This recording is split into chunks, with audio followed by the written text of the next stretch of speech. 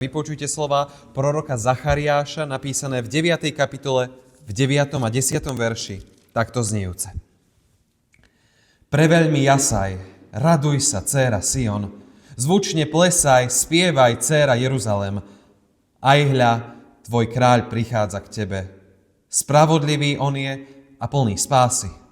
Pokorný, sediac na oslovi, na osliadku, na mláďati oslice. Vyničím vozy z Efraima a kone z Jeruzalema. Zničené budú vojnové luky a bude zvestovať národom pokoj.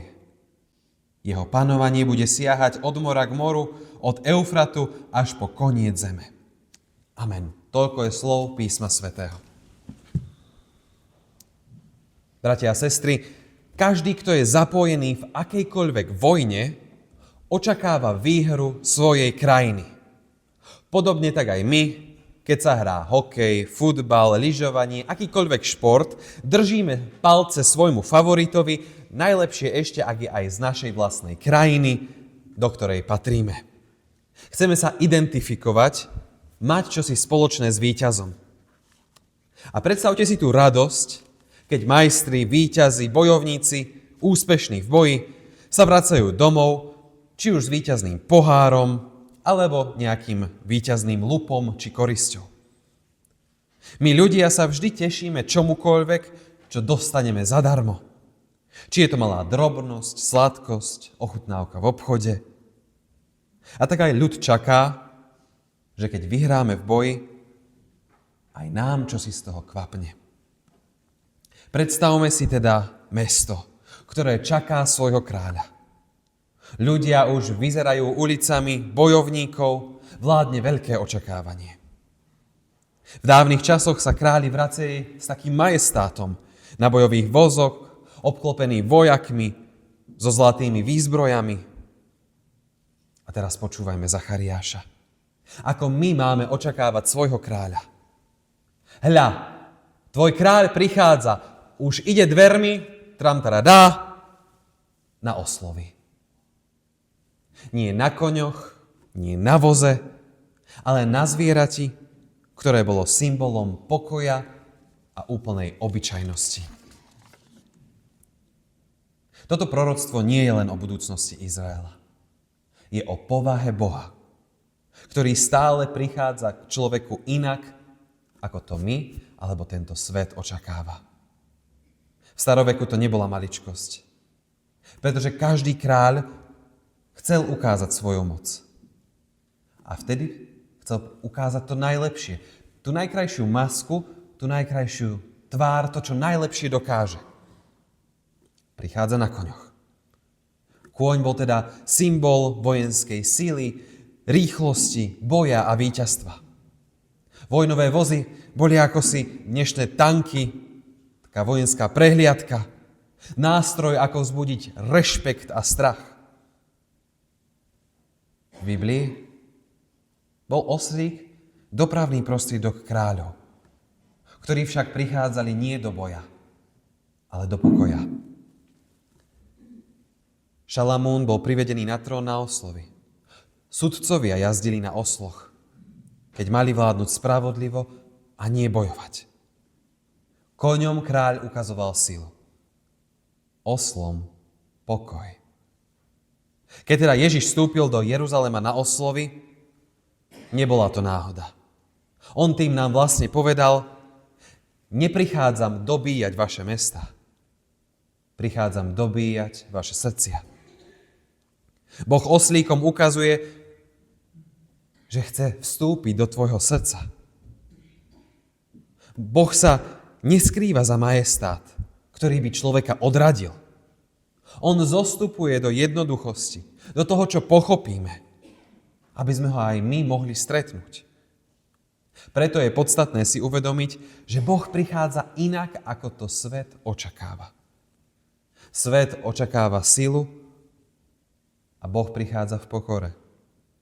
Svet očakáva výkony, Boh prichádza s milosťou. Svet očakáva niečo veľkolepé a krásne, a Boh prichádza v nenápadnosti. Svet by povedal, Ak chceš zmeniť ľudí, potrebuješ moc, tlak, zákony, silu. Ale Boh hovorí, ja zmením svet inak. Láskou, ktorá je pokorná. Že sa dá priviazať aj k starému oslovi. To je to šokujúce, to je to iné, to je to Božie. A preto si musíme uvedomiť, že Boh prichádza skutočne dnes rovnako ako vtedy, teda inak. Inak ako ty čakáš. Možno my čakáme, že Boh sa ukáže v niečom veľkom v našom živote. V hromoch, v zjavení, v moci. A on nám hovorí, zastav sa. V tichosti. Zostaň doma sedieť a počúvaj. Ty čakáš zázrak, že sa niečo veľké udeje v tvojom živote a on ti len pošle človeka, ktorý ťa objíme. Ty čakáš odpoveď na modlitbu hneď a on ti chce povedať, buď vytrvalý. Vytrvaj.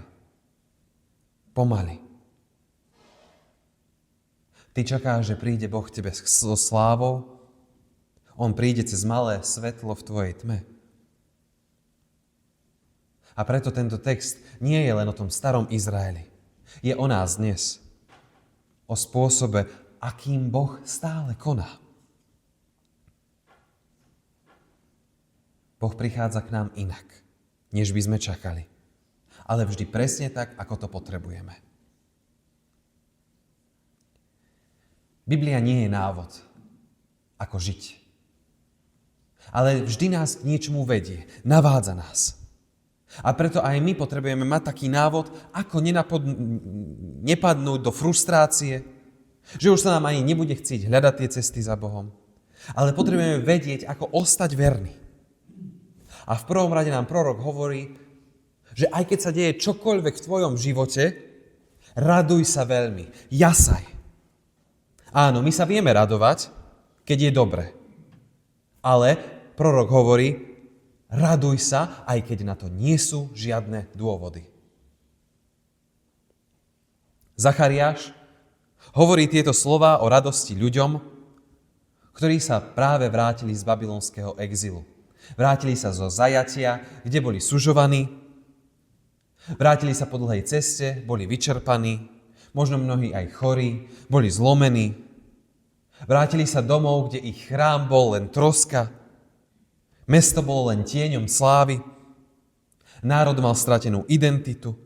Potreboval znova, rovnako ako aj možno my dnes Slováci, zistiť vôbec, aký chceme byť, čo chceme žiť. A ak by ste sa ich v tej chvíli spýtali, ako sa majú, tak by asi odpovedali, na radosť dnes nemáme dôvod. A predsa Boh hovorí skrz proroka, raduj sa veľmi. Nie preto, že je situácia ideálna, ale preto, že on prichádza. Pretože Pán je tu na pomoci. Boh dáva radosť nie na základe okolností, to ako to okolo nás je, ako sa nám darí, ale na základe jeho prítomnosti. Že vieme, že je tu dnes s nami. To je dôležité aj pre nás. Nečakaj, brat, sestra, že tvoj život bude najprv bezproblémový a až potom príde tá vytúžená Božia radosť. V Biblii to ide úplne naopak. Boh prichádza do chaosu, nie po ňom. Boh príde do tej zlej chvíle, lebo tam sa chce dokázať. A to je veľké zasľúbenie, lebo on je ten, ktorý príde. On je ten, ktorý môže vyriešiť náš problém, keď ho potrebujeme. Ktorý sa postará najlepšie. Preto pamätaj na Božie slovo, ktoré hovorí dnes, tvoj kráľ prichádza k tebe. A práve v hebrejčine je dôraz presne na tomto. K tebe. Nie len do sveta všeobecne. Nie len do cirkvi ako celku, ale k tebe osobne. Aj ku mne. Ježiš neprišiel založiť nejaké nové náboženstvo. Prišiel byť blízko človeku. Viete, mnohé systémy, ideológie či reklamy od človeka vyžadujú výkon. My sme si na to tak veľmi zvykli a práve komunizmus nám tak ukázal, že musíte ísť po tom rebríčku hore. Hovorí nám, buď silný, buď pekný, buď úspešný, buď aspoň priemerný, ako všetci ostatní. Ale Mesiáš prichádza bez týchto podmienok. Prichádza k unavenému, k neistému, k tomu, kto sa trápi, k tomu, kto nosí strach, k človeku, ktorý sa možno cíti ako ten na druhej koľaji, ktorý nezapadol do partie. Božia blízkosť nie je odmena za niečo vykonané. Nie je mzda, na ktorú máme nárok, ale je to jeho milosť, jeho láska k nám, ktorá je istá. My tu teraz naše deti, štvrtákov nemáme, lebo sú na besiedke, ale my sme v škole s nimi pozerali veľmi krátky úryvok ukrižovania Krista, kde práve Pána Ježiša pribíjali na kríž. A my sme už voči tomu možno takí necitliví, ale tie deti ešte nemajú radi možno tak krv a veľmi ich to tak trápi a cítil som veľmi, ako ich to bolelo. Ako sa toho možno nezľakli, ale ako veľmi precítili, toto Boh spravil pre mňa. A bola to úžasná chvíľa vidieť tie dietky, ktoré si uvedomili, akého záchrancu, Mesiáša, Spasiteľa majú v Ježišovi. Pozrime sa teraz na dva také pojmy. Pokora a politika. Pokora a kráľovstvo. Príde vám to, že sa tak priťahujú alebo odťahujú od seba? Odťahujú však. Znie nám to ako možno taký protiklad. Ale v tom Božom kráľovstve sú to vlastne magnety, ktoré idú k sebe. Pokora a kráľovstvo ide k sebe. Aj náš Pán je pokorný. Prišiel na pokornom osliadku, v úplnej obyčajnosti. A Ježišova pokora nie je slabosť. Bodaj by naozaj tí naši politici boli trošku pokornejší, možno aj v tých objednávkach, ktoré robia na ministerstvách.